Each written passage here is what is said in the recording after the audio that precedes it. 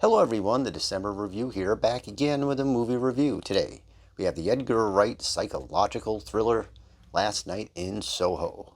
Released in theaters late last year, the film can currently be seen on HBO Max and available to buy on all your favorite streaming services. Minor spoilers are ahead, let's check it out.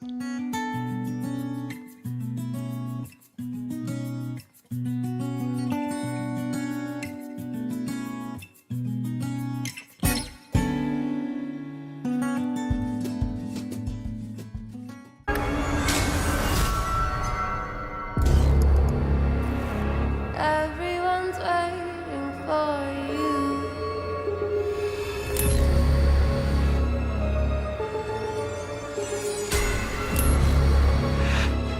Everyone's waiting for you.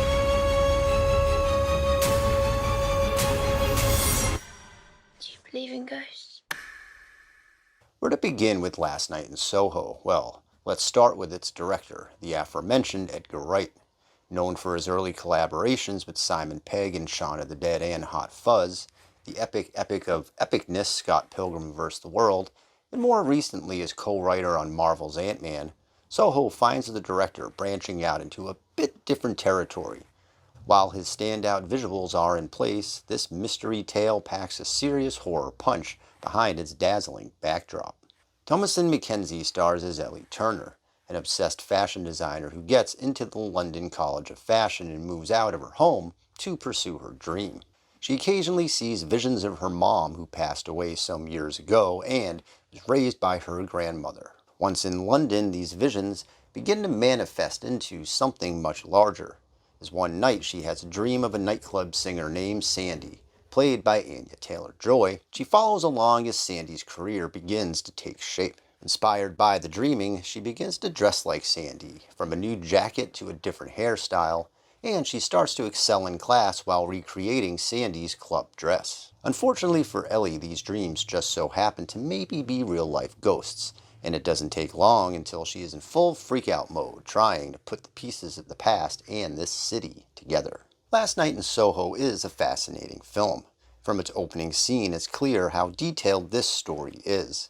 Here, Ellie learns that she's accepted into the fashion college, but that excitement is first framed with an almost sinister skipping of a record player, followed by a haunting yet somehow comforting ghost vision. And that's the first of many exceptionally well-crafted moments that come together to become a can't-miss movie. The film is a slow burn, plotting out uncertainty at every turn, for most of its running time before its big reveal. The test for any good mystery is its ability to not show its hand too much during its arc so that the audience can guess the outcome, but to drop enough hints along its journey to hold your interest. For its first half, Soho almost maddeningly plays coy with its reasoning, instead allowing for the locations and superior visuals to infiltrate your brain, setting you up for the descent our lead's about to find herself in. There are a few too many jump scares, but there's also a few rather effective ones, so they kind of cancel each other out. Those moments help create this dreamlike infrastructure, where the rules of reality start to bend into the sleeping world. Think of it as a less obvious Freddy Krueger meets The Sixth Sense. The score and the soundtrack for the film are both brilliant. The music resonates as almost another character.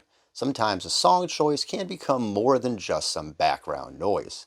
Think how effective Stuck in the Middle with You is in Reservoir Dogs, or the Wise Up section in Magnolia, or to a lesser extent Mr. Sandman in the original Halloween 2. For Soho, the musical landscape is as consistent as you will see, sticking closely to its 60s era playlist. The haunting centerpiece Downtown, performed by Taylor-Joy, is just that, haunting, and the film flips the script, taking slightly more contemporary songs such as I Got My Mind Set on You and re-recording them into early era versions. The film incorporates an interesting subplot between Ellie and her mother. It's discussed early on the trouble that her mom had in London, and with the established afterworld connection between the pair, you aren't quite sure if there are legit ghosts at play or if it's all in her head. Overall, I enjoyed Last Night in Soho very much. It incorporates so many moving parts that I found it all very unique and interesting. The visuals are quite striking. The score is as good as you will ever get, and the layered narrative does a great job building up its suspense until the final act. The main cast all shine, highlighted by Mackenzie, Taylor-Joy, and Matt Smith, as they unravel the mysterious and rather sad story. The film gets a little too loud at the end after its slightly more subtle lead-in, but the stakes were high enough that burning the whole place down was its justifiable conclusion. For this morality tale, it works on a metaphoric and literal notion. Soho is a striking and perfectly casted piece of confident movie making. I give it 4 out of 5 stars. When you're alone and life is making you lonely, you can always go downtown. When you've got troubles, all the noise and the hurry If you seems like to this video, help please right subscribe to the now. channel for more and let me know your thoughts on the film in the comments section below.